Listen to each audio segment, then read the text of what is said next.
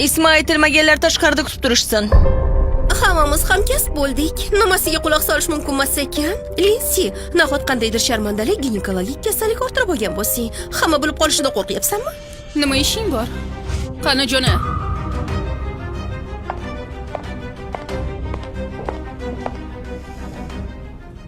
Sen menga Tianze degan o'sha ablah bilan unashtiruvimni bekor qildim demaganmiding? Unashtiruvni bekor qildim.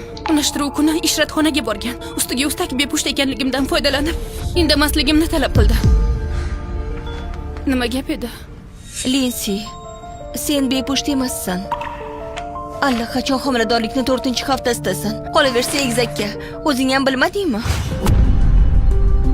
Men adashmayapsanmi? Qanaqasiga adashay? O'zida egizaklar ko'rinib turibdi-ku. Bu bola Tianzedanmi? U juda yaramas-ku. Ehtiyot bo'l, yana bir marta Vich test topshirib ko'rmaysanmi? Unda emas. Undan emas. Unda kimdan?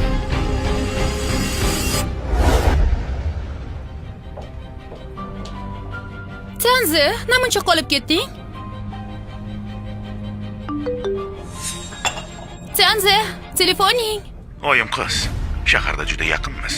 Bir kechasi necha pul? Akajonim, sizga bir martasi 500, kechasi qolish 800. Linsi, tayyorman. Kim senga telefonimni ushlashga ruxsat berdi? Ishratxonalarga boryapsanmi? Nima qildi? To'ydan oldin o'zing teginishga ruxsat bermagach, nafsimni qondirishim kerak-ku. Qolaversa, to'y oldidan tekshiruvda senda bepushtlik aniqlansa ham, men baribir unashtiruvdan voz kechmadim. Buning uchun menga rahmat aytsang arziydi. Agar bu uydan chiqib ketadigan bo'lsang, 200 ming yuan qalin pulini menga tiyin-tiyinigacha qaytarib berasan. Ko'ramiz. Ha? Hoy, Linsi. Unashtiruv ziyofati hademay boshlanadi. Qayoqqa qochyapsan? Oyi, unashtiruv bekor qilindi. U bilan oramiz ochiq. Nima qilding? Qalin pulini olganimizdan keyin qanaqasiga orani ochiq qilishing mumkin, a? U mendan yashirincha ishratxonalarga borar ekan. Sekinroq gapir. Nimaga baqiryapsan? Bu faxrlanishga arziydigan narsami? Oilamizni sharoiti qanaqa, ularning oilasi qanaqa? Shunday bo'lishiga qaramay, ular senga 200 ming qalin puli berishga rozi bo'lishdi. Hatto sen bola tug'ib bera olmassang ham. Oyi, bepushtligim meni aybim emas. Tianze ishratxonalarga borishiga bu bahona bo'lmaydi. Qanaqasiga seni aybing emas ekan? Agar ayol bola tug'olmasa, bu juda katta ayb. Men Lin oilasida ikkita o'g'il tug'ib, keyingina o'rnimni topganman. Agar qalin pulni qaytarib bersang, akang qanday uylanadi? Ukangni o'qish pulini kim to'laydi? Demak, meni sotishga haqlimisiz? Men aslida o'z qizingizmanmi yoki yo'qmi? Darhol bo'lib, Tianzedan kechirim so'ra. Senga aytyapman-ku, o'sha 200 ming qalin pulni allaqachon sarflab bo'ldik. Baribir bolaligimdan beri menga oilangiz a'zosidek qaragan emassiz. Bu uyga ortiq qaytib kelmayman.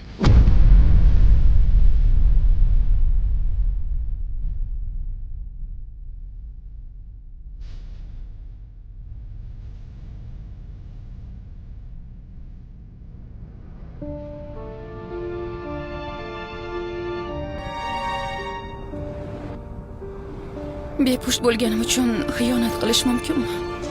Qalin pulini ololmaganlar uchun mendan yuz o'girishdimi? Qachondan beri ayollar narxi belgilangan buyum kabi bir vosita bo'lib qoldi?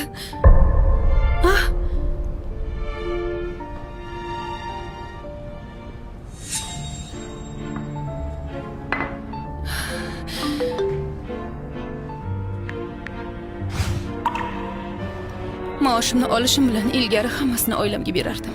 Bugun esa bu o'sha. ataylab bor pulimni sarflayman.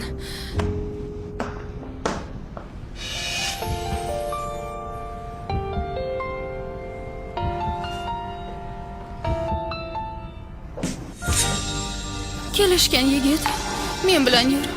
Qayerga olib ketyapsan? Kelishilgan ishni qilishga.